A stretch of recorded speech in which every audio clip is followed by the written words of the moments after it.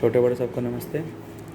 आज का विषय है कि हम लोग मंदिर के बारे में कुछ जानेंगे, समझेंगे कि मंदिर हम लोग को क्यों जाना चाहिए।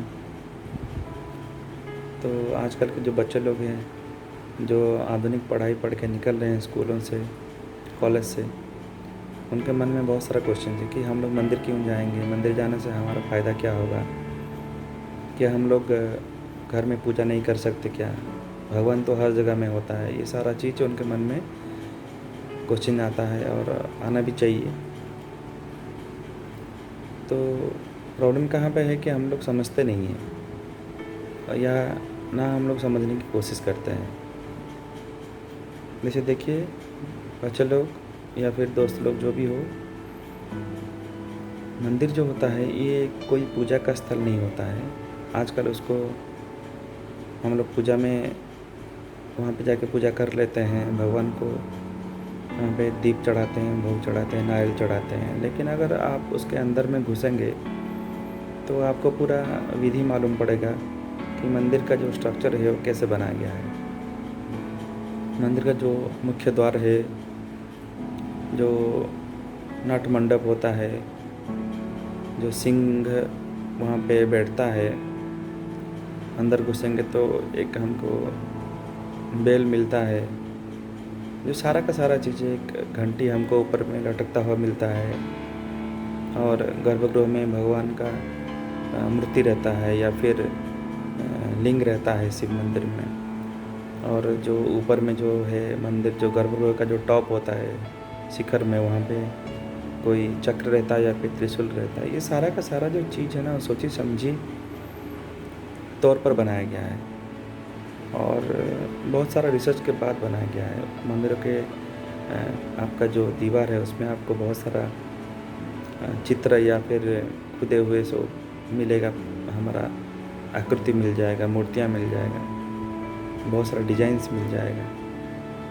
तो यहाँ पे पहले से मैं बता देता हूँ दोस्तों कि जो मंदिर जो बनाने का शैली है या फिर जो मंदिर बनाया गया है हमारे लिए, वो हिंदू परंपरा में एक सबसे अच्छा जिसको माना जाता है एक शास्त्र है, जिसको बोलते हैं आगम शास्त्र, उसका एक पार्ट है।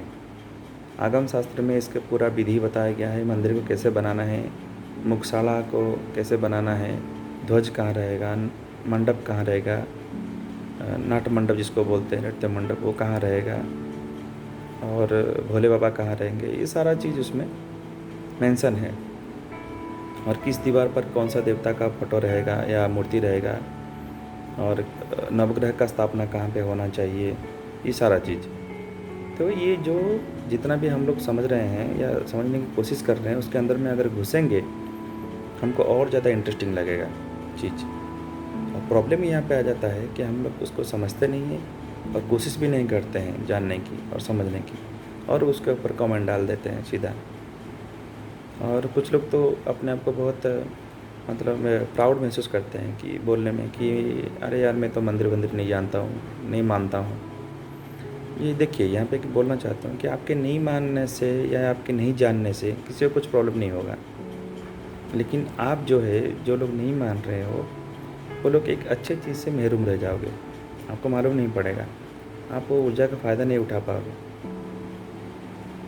और मंदिर भी बोला गया है कि किस दिन में ज़्यादा उसमें एनर्जी रहता है, जैसे संक्रांति हो गया, हाँ, जो सूरज जिस समय में एक क्रांति से दूसरे क्रांति को गमन करता है, उस समय में जो बहुत ज़्यादा पावर उसमें कंज्यूम रहता है, बहुत ज़्यादा पावर ऊर्जा उसमें रहता है मंदिर में। अगर आप जाओगे उसी टाइम में मंदिर में तो ऊर्जा का भाग आपको मिलेगा।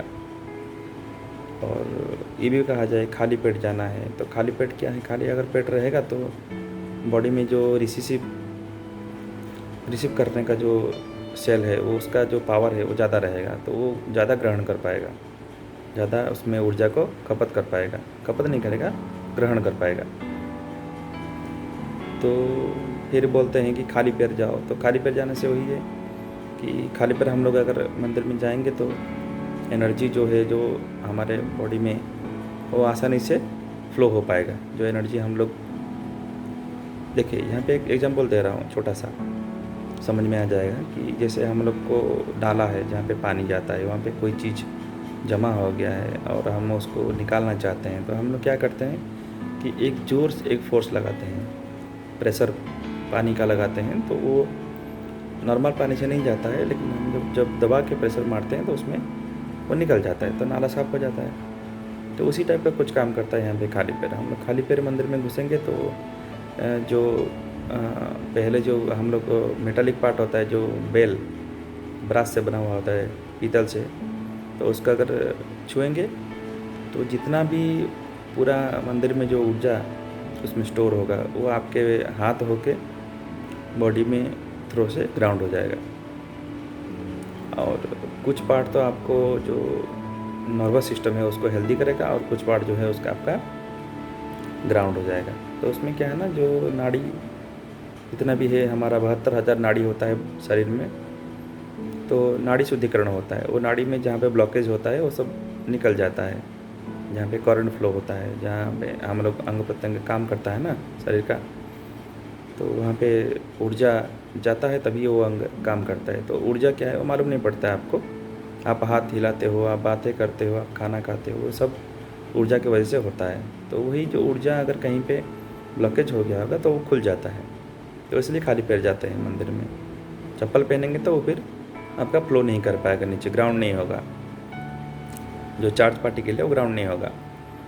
ये एक कारण हो जाता है। और दूसरा है मेटालिक पार्ट, अगर उसमें आप देखें ब्रास का जो सब तरंग है, जब घंटी हम लोग बजाते हैं, जो साउंड उसमें से निकलता है वो एक स्पेशल टाइप का वेव क्रिएट करता है, तरंग, जो तरंग की हमारा बॉडी में झंझनाहट महसूस कराता है, पूरा कान में, आँख में और पूरा शरीर में।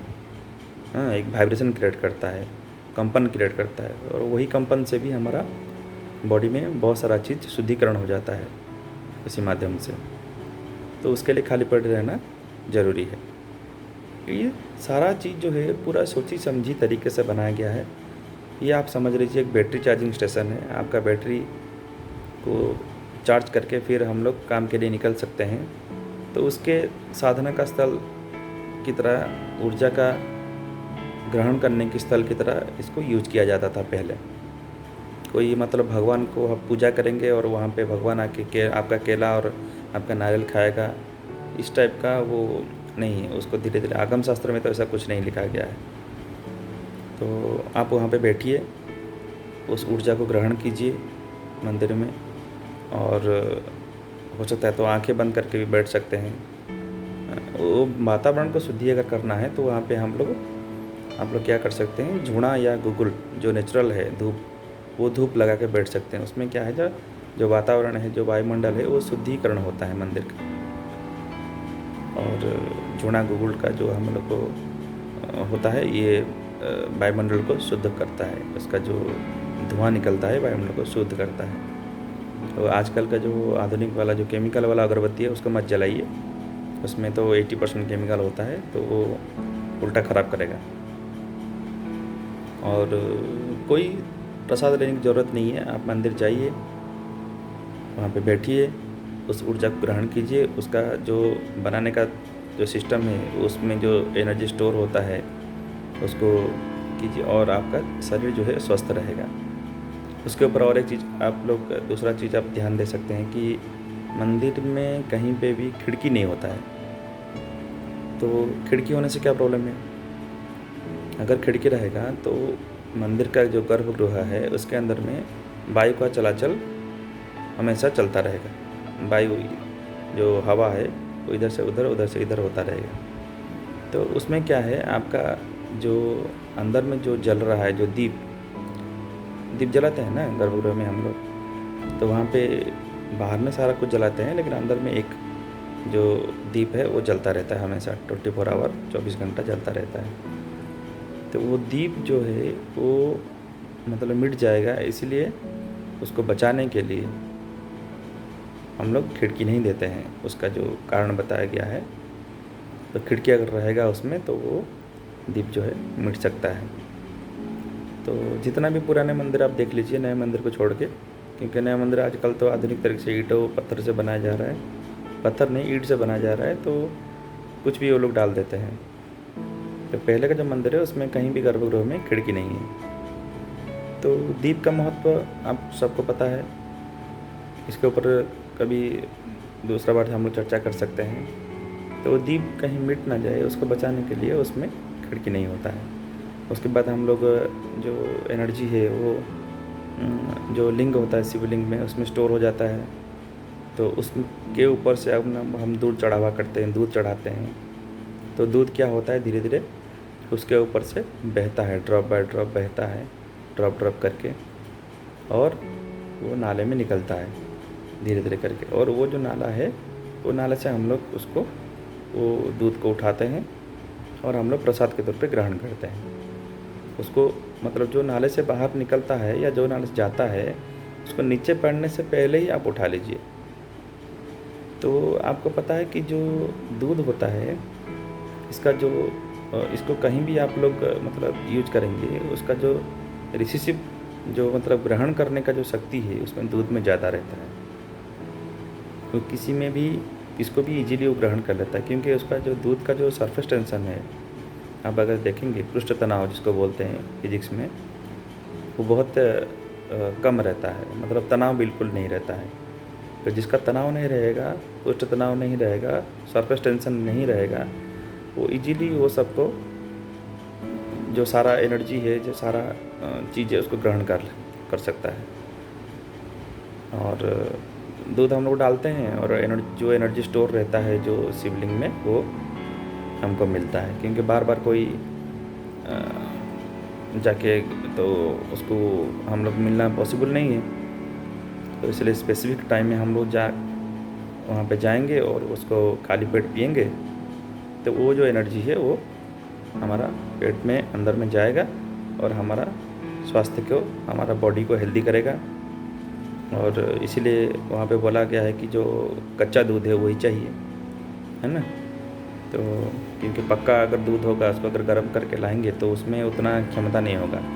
जो दूध होना चाहिए वो कच्चा होना चाहिए, सीधा सीधा निकलता हुआ। और उसको हम लोग उसमें डालेंगे तो वो धीरे से बह के जाएगा और लिंग के ऊपर से, और उसके बाद बह के जाने के बाद वो नाले में चला जाता है। नाले में जाने से पहले उसको ग्रहण कर लेना है ना। और उसके हम लोग बेल का पत्ता चढ़ाते हैं। तो बेल पत्ता का भी एक अलग महत्व है उसका पेड़ का, कि वो पत्ता का जो है वो ग्रहण करने की शक्ति बहुत ज़्यादा रहता है ना।